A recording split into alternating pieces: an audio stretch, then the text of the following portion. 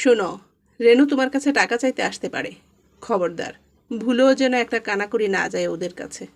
এমনিতেই অনেক নিয়েছে ওরা, আর না। কথাগুলো রেনু দরজার পাশ থেকে শুনে আঁচলে মুখ চেপে চলে গেল।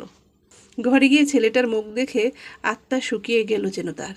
গায়ে হাত দিতেই হতবিহ্বল হলো। মনে মনে দুর্বল সুরে আওড়ালো, একটু আগেই না গাটা বোধহয় আর একটু ঠান্ডা ছিল।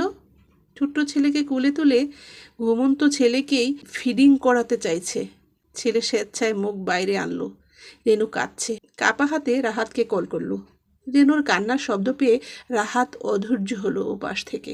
অধৈর্য গলাতেই জিজ্ঞেস করলো, রেনু, কি হয়েছে? এই রেনু, বাবু কি ঠিক আছে?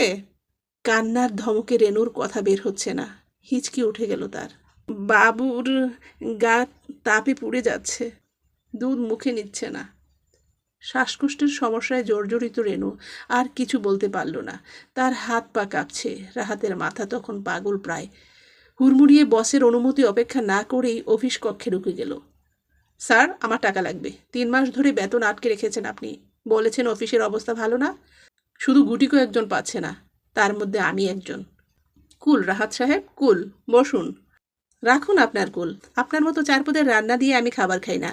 আপনার মতো এসি কারে আমি চলাফেরা করি না। রান্নার তরকারি ডাল ঠিকঠাক পাও আমার কাছে যুদ্ধ জয় করার মতো। বাসে চিপকা চিপকি করে গা ঘিনঘিনিয়ে পরিবেশে আমি চলাফেরা করি।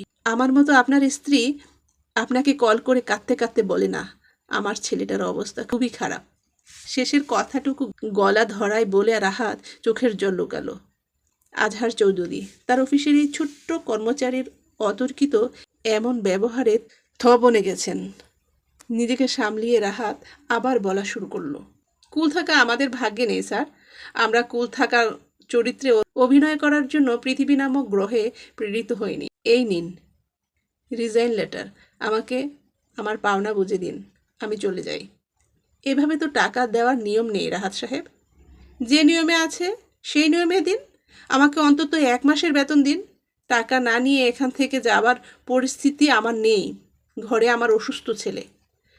আজহার চৌধুরী ভালো করেই বুঝেছে এটা না করে উপায় নেই, তাই রাহাতকে 1 মাসের বেতন দিয়ে দিল। রাহাত তা নিয়েই অনেকটা দৌড়ের গতিতে অফিস থেকে বেরিয়ে রেনুকে কল দিল। কল ধরে রেনু তখন কাঁদছে।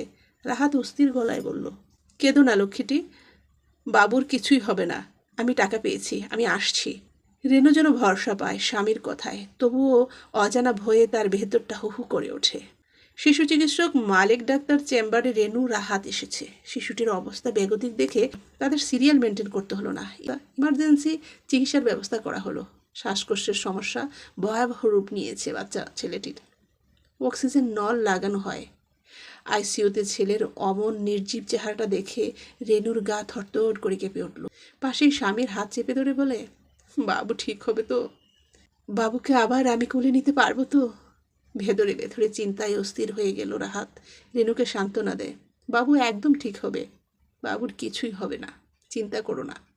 কিন্তু রাহাতের সান্ত্বনা রেনুকে বুড়ো আঙ্গুল দেখিয়ে ডাক্তারের পক্ষ থেকে খবর আসে, রাহাত রেনুর শিশু পদ্ম আর বেঁচে নেই। ছেলেটার চিকিৎসা ব্যবস্থা বড় দেরিতে হয়েছে।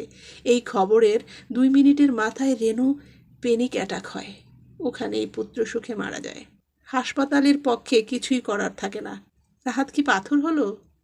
কই রাহাতের চোখে তো পানি নেই। দিব্যি মৃত 2জন মানুষকে নিয়ে যাচ্ছে, মাঝে মধ্যে 2জনকে চুমু দিয়ে ভরিয়ে দিচ্ছে। লোকচক্ষুর আড়ালে রাহাত সেদিন একটা নতুন বিপরীতমুখী অদ্ভুত সত্য আবিষ্কার করল। তা হলো, কখনো কখনো বেঁচে থাকার মতো দুষ্প্রাপ্য কঠিন জিনিসও কারুর জন্য জাহান্নাম হয়ে যায়। রাহাতের জন্য সৃষ্টিকর্তার পক্ষ থেকে শাস্তি। তার মতো অভিশপ্ত মানুষের জীবনে রেনুর মতো ফুলকে জড়িয়েছে, সেটাতেও ক্ষান্ত হয়নি। লোভ বেড়ে পদ্মর মতো আরও একটা ফুলকে ঝরিয়েছে। এর শাস্তি আমাকে দুনিয়াতেই চুকে যেতে হবে।